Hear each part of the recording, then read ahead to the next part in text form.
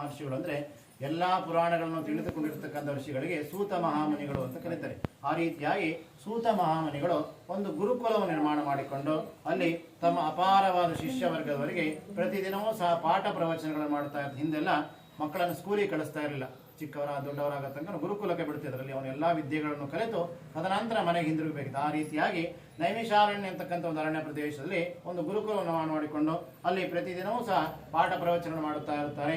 ಈ ರೀತಿಯಾಗಿ ಸೂತ ಮಹಾಮನುಷ್ಯಗಳು ಒಂದು ದಿನ ತಮ್ಮ ಶಿಷ್ಯರಾದಂತಹ ಶೌನಕಾದಿ ಮುಂತಾದ ಶಿಷ್ಯವರ್ಗದವರಿಗೆ ಹೇಳುತ್ತಾರೆ, ಎಲೆ ಶಿಷ್ಯವರ್ಗದವರ, ಈ ದಿನ ನಾನು ನಾರದ ಮತ್ತು ನಾರಾಯಣರು ಹೇಳತಕ್ಕಂಥ ಒಂದು ಸಂವಾದದ ಕಥೆಯನ್ನು ಹೇಳುತ್ತೇನೆ ಎಂದು ಹೇಳಿದಾಗ ಶಿಷ್ಯರೆಲ್ಲರೂ ಹೇಳುತ್ತಾರೆ, ಆಗಲಿ ಗುರುಗಳೇ, ಅದರಿಂದ ನಮಗೇನು ಪ್ರಯೋಜನ, ಇದರಿಂದ ಲೋಕಕ್ಕೇನು ಉಳಿತು ಎಂದು ಕೇಳಿದಾಗ ಮುಂದುವರೆದಂತಹ ಸೂತ ಮಹಾಮುನಿಗಳು ಹೇಳುತ್ತಾರೆ, ಹಿಂದೆ ಶ್ರೀಮನ್ ನಾರಾಯಣನ ಆಜ್ಞೆಯಂತೆ ತ್ರಿಲೋಕ ಸಂಚಾರಿಗಳಾದಂಥ ನಾರದ ಮಹರ್ಷಿಗಳು ನಾರಾಯಣನ ಆಜ್ಞೆಯಂತೆ ಒಂದು 3 ಲೋಕವನ್ನು ಸುತ್ತುತ್ತಾ ಬರುತ್ತಾ ಇರುತ್ತಾರೆ. ಕೊನೆಯಲ್ಲಿ ಭೂಲೋಕಕ್ಕೆ ಬಂದಂಥ ಸಂದರ್ಭದಲ್ಲಿ ಭೂಲೋಕದಲ್ಲಿ ಇರ್ತಕ್ಕಂಥ ಪ್ರಜೆಗಳು ಅನೇಕ ವಿಧವಾದ ಕಷ್ಟಗಳಿಂದ ಜೀವನವನ್ನು ಸಾಗಿಸುತ್ತಾ ಇರುತ್ತಾರೆ.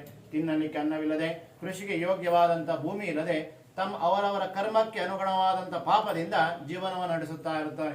ಇದನ್ನು ನೋಡಿದಂತಹ ನಾರದ ಮಹರ್ಷಿಗಳಿಗೆ ಬಹಳ ದುಃಖವಾಗುತ್ತದೆ. ಯಾತಕ್ಕೋಸ್ಕರವಾಗಿ ಭೂಲೋಕದಲ್ಲಿರ್ತಕ್ಕಂಥ ಪ್ರಜೆಗಳು ಇಷ್ಟೊಂದು ಕಷ್ಟವನ್ನು ಕೊಡುತ್ತಾ ಇದ್ದಾರಲ್ಲ, ಇವರ ಕಷ್ಟಗಳನ್ನು ನಿವಾರಣೆ ಮಾಡುವುದು ಹೇಗೆ ಎಂದು ಬಹಳ ದುಃಖದಿಂದ ವೈಕುಂಠವನ್ನು ತಲುಪಿ ನಾರಾಯಣ ನಮಸ್ಕರಿಸಿ ಹೇಳುತ್ತಾನೆ, ಸ್ವಾಮಿ, ನಿನ್ನ ಆಜ್ಞೆಯಂತೆ ನಾನು 3 ಲೋಕವನ್ನು ಸುತ್ತುತ್ತಾ ಬಂದಂತಹ ಸಂದರ್ಭದಲ್ಲಿ ಭೂಲೋಕದಲ್ಲಿರ್ತಕ್ಕಂಥ ಪ್ರಜೆಗಳು ಈ ರೀತಿಯಾದ ವಿಧವಾದ ಕಷ್ಟಗಳಿಂದ ಜೀವನವನ್ನು ಸಾಗಿಸುತ್ತಾ ಇದ್ದಾರೆ. ಮುಂದುವರೆದಂತ ನಾರದ ಮಹರ್ಷಿಗಳು ಹೇಳುತ್ತಾರೆ, ಭಗವಂತ ಮನುಷ್ಯನು ಬೇರೆಲ್ಲಾ ಕಾರ್ಯದಲ್ಲೂ ನಿರತನಾಗಿದ್ದಾನೆ, ಆದರೆ ಭಗವನ್ ನಾಮಸ್ಮರಣೆಯನ್ನು ಒಂದು ಬಿಟ್ಟು ಬೇರೆಲ್ಲಾ ಕಾರ್ಯದಲ್ಲೂ ನಿರತನಾಗಿದ್ದಾನೆ ಎಂದು ಹೇಳಿದಾಗ ಅದನ್ನು ಕೇಳಿದಂತ ನಾರಾಯಣರು ಮುಂದುವರೆದ ನಾರದ ಮಹರ್ಷಿ ಹೇಳುತ್ತಾ, ನೀವು ಅಂದ್ಕೊಂಡಿರ್ಬೋದು, ಹಿಂದೆ ಒಂದು ದೇವತಾ ಅನಾದಿ ಕಾಲದಿಂದಲೂ ಸಹ ದೇವರನ್ನು ಒಂದು 4 ವಿಧಾನದಲ್ಲಿ ಆರಾಧನೆ ಮಾಡಬಹುದು ಅಂತ ಹೇಳಿದ್ದಾರೆ. ಮೊದಲನೆಯದಾಗಿ ಧ್ಯಾನ ಅಂದ್ರೆ ಸುಮಾರು ಗಂಟೆಗಳ ಕಾಲ, ಸುಮಾರು ವರ್ಷಗಳ ಕಾಲ ಹಿಂದೆ ಹಿಮಾಲಯ ದೊಡ್ಡ ದೊಡ್ಡ ಪ್ರದೇಶಗಳಲ್ಲಿ ಒಂದು ಋಷಿಮುನಿಗಳು ಅನ್ನ ಆಹಾರವಿಲ್ಲದೆ ಬರೀ ಗಾಳಿ ಸೇವನೆಯಿಂದ ಸುಮಾರು ವರ್ಷಗಳ ಕಾಲ ತಪಸ್ಸನ್ನು ಮಾಡಿ ಅವರಿಗೆ ಭಗವಂತ ಒಲಿದ ಎಂಬ ಕಥೆಯನ್ನು ಕೇಳಿದ್ದೀರಿ. ಆದರೆ ಕಲಿಯುಗದಲ್ಲಿ ನಮಗೆ 1 ಗಂಟೆ ಅಲ್ಲ, 1 ನಿಮಿಷ ಕೂರುವುದಕ್ಕೂ ಆಗುವುದಿಲ್ಲ. ಆದರೆ ಮೊದಲನೇ ವಿಧಾನ ಆಗುವುದಿಲ್ಲ.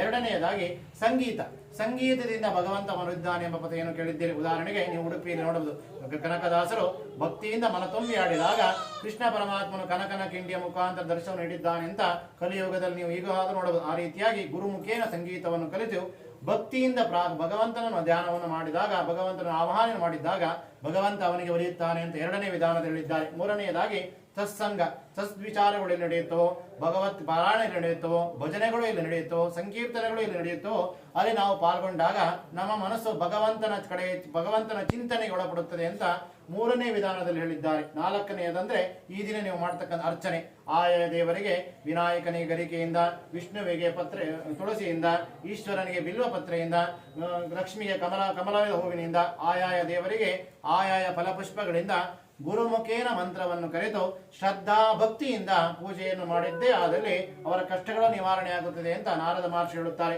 ಮುಂದುವರೆದಂತೆ ಹೇಳುತ್ತಾರೆ, ಮನುಷ್ಯನು ಒಂದು 8 ರೀತಿಯ ಶತ್ರುಗಳಿಂದ ಬಳಲುತ್ತಾ ಇದ್ದಾನೆ ಪರಮಾತ್ಮ ಅಂತ ಹೇಳುತ್ತಾರೆ. ಮನುಷ್ಯನಿಗೆ ಹುಟ್ಟಿನಿಂದಲೇ ಒಂದು 8 ರೀತಿಯ ಶತ್ರುಗಳು ಅವನ ಜೊತೆಗೆ ಬರುತ್ತೆ. ಅಂದ್ರೆ 8 ರೀತಿಯ ಶತ್ರುಗಳು ಅಂದ್ರೆ ಕಾಮ, ಕ್ರೋಧ, ಲೋಭ, ಮೋಹ, ಮದ, ಮತ್ಸರಗಳು. ಈ 8 ಶತ್ರುಗಳು ಮನುಷ್ಯನಿಗೆ ಯಾವುದು ಜಾಸ್ತಿ ಆಗುತ್ತದೋ ಅವಾಗ ಮನುಷ್ಯ ಅವನತಿಗೆ ಹೊಂದುತ್ತಾನೆ.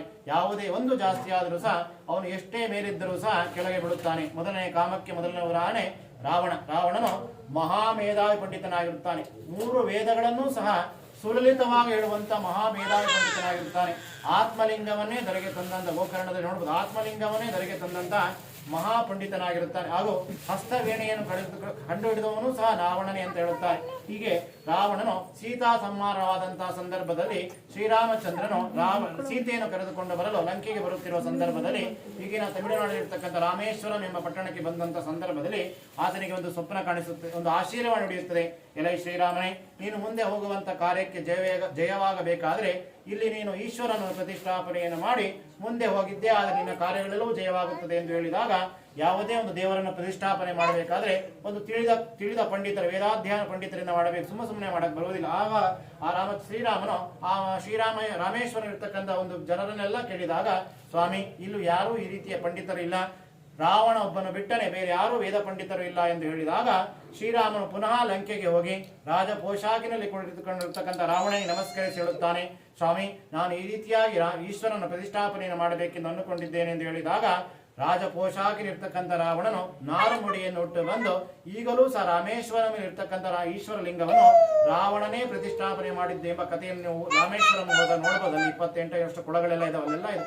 ಆ ರೀತಿಯಾಗಿ ಇತಿಹಾಸ ಹೇಳುತ್ತದೆ. ಆ ರೀತಿಯಾಗಿ ಅಷ್ಟೊಂದು ಪಂಡಿತನಾಗಿದ್ದರೂ ಸಹ ಒಂದು ಮೊದಲನೇ ಉದಾಹರಣೆಯಿಂದ ರಾವಣನ ಅವನತಿಗೆ ಹೊಂದುತ್ತಾನೆ. ನೀವು ಕಲಿಯುಗದಲ್ಲಿ ಎಲ್ಲೂ ರಾವಣನ ದೇವಸ್ಥಾನ ಇದೆ ಅಂತ ಎಲ್ಲೂ ಕೇಳುವುದಿಲ್ಲ. ಆ ರೀತಿಯಾಗಿ ಮನುಷ್ಯನು ಅವನತಿಗೆ ಹೊಂದುತ್ತಾ ಇದ್ದಾನೆ ಪರಮಾತ್ಮ. ಎರಡನೆಯದಾಗಿ ಕ್ರೋಧ, ಸಿಟ್ಟಿನಿಂದ ಮನುಷ್ಯನ ಅವನತಿಗೆ ಹೊಂದುತ್ತಾ ಇದ್ದಾನೆ ಅಂತ ಹೇಳ್ತಾರೆ. ಅತಿಯಾದ ಸಿಟ್ಟಾದರೆ ಎಲ್ಲರೂ ಸಹ ಅವನತಿ. ಅಂದ್ರೆ ಸಂಸ್ಕೃತದಲ್ಲಿ ಒಂದು ಗಾದೆ, ಕ್ರೋಧದಲ್ಲಿ ಕುಯ್ದ ಮೂಗು ಸಮಾಧಾನವಾದ ಮೇಲೆ ಬರುವುದಿಲ್ಲ ಅಂತ. ನಮ್ಮ ಮೂಗನ್ನು ಸಿಟ್ಟಿನಲ್ಲಿ ಕುಯ್ಕೊಂಡ್ರೆ ಸಮಾಧಾನ ಆದ ಮೇಲೆ ವಾಪಸ್ ಬರುವುದಿಲ್ಲ. ಆ ರೀತಿಯಾಗಿ ಮನುಷ್ಯನು ಕ್ರೋಧದಿಂದ ಬಳಲುತ್ತಾ ಇದ್ದಾನೆ ಪರಮಾತ್ಮ ಇದ್ದಾನೆ.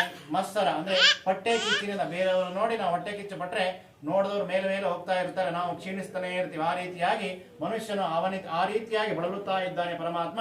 ಇವರನ್ನು ಸನ್ಮಾರ್ಗದೆಡೆಗೆ ಕರೆದುಕೊಂಡು ಹೋಗುವಂತ ಯಾವುದರ ಸುಲಭವಾದ ವಿಚಾರ ಉಪಾಯವಿದ್ದರೆ ತಿಳಿಸಿರಿ ಎಂದು ನಾರಾಯಣನ ಹತ್ತಿರ ಕೇಳುತ್ತಾ ಇದ್ದಾರೆ. ಇದನ್ನು ಕೇಳಿದಂತ ನಾರಾಯಣ ಹೇಳುತ್ತಾರೆ, ಶಂಖ ಚಕ್ರ ಪದ್ಮಗಳು ನಡೆಯುವಂತ ಒಂದು ವನಮಾಲಿಧಾರಿಯಾದಂತ ಲಕ್ಷ್ಮೀ ಸಹಿತವಾದ ಒಂದು ಸತ್ಯನಾರಾಯಣ ಸ್ವಾಮಿ ರೂಪವನ್ನು ತೋರಿಸಿಡುತ್ತಾರೆ. ಎಲೈ ನಾರದ ಮಹರ್ಷಿಗಳೇ, ಇದು ಲಕ್ಷ್ಮೀ ಸಹಿತವಾದ ಸತ್ಯನಾರಾಯಣ ಸ್ವಾಮಿ ಎಂಬ ರೂಪ. ಈ ವ್ರತದ ಕಥೆಯನ್ನು ಮನುಷ್ಯನು ಯಾವ ಬೇಕಾದರೂ ಸಹ ತನ್ನ ಒಂದು ಇಷ್ಟಾರ್ಥಗಳೆಲ್ಲವೂ ಈಡೇರಲಿ ಎಂದು ಸಂಕಲ್ಪವನ್ನು ಮಾಡಿಕೊಂಡು ಸತ್ಯನಾರಾಯಣ ಸ್ವಾಮಿಗೆ ಯಾವುದೇ ಒಂದು ದಿನವನ್ನು ನಿಗದಿ ಮಾಡಿಲ್ಲ. ಆದರೆ ನೀವು ಗಣಪತಿ ಹಬ್ಬವನ್ನು ಭಾದ್ರಪದ ಶುಕ್ಲ ಚೌತಿಯಂದೇ ಮಾಡಬೇಕು, ವರಮಹಾಲಕ್ಷ್ಮಿಯನ್ನು ಶ್ರಾವಣ ಶುದ್ಧ ಚತುರ್ದಶಿಯಂದೇ ಮಾಡಬೇಕು. ಬೇರೆ ದಿನ ನೀವು ಗಣಪತಿ ಹಬ್ಬ ಮಾಡ್ತೀನಿ ಅಂದ್ರೆ ಯಾರು ಬರುವುದಿಲ್ಲ. ಆದರೆ ಸತ್ಯನಾರಾಯಣ ಸ್ವಾಮಿಗೆ ಯಾವುದೇ ದಿನವನ್ನು ನಿಗದಿ ಮಾಡಿಲ್ಲ.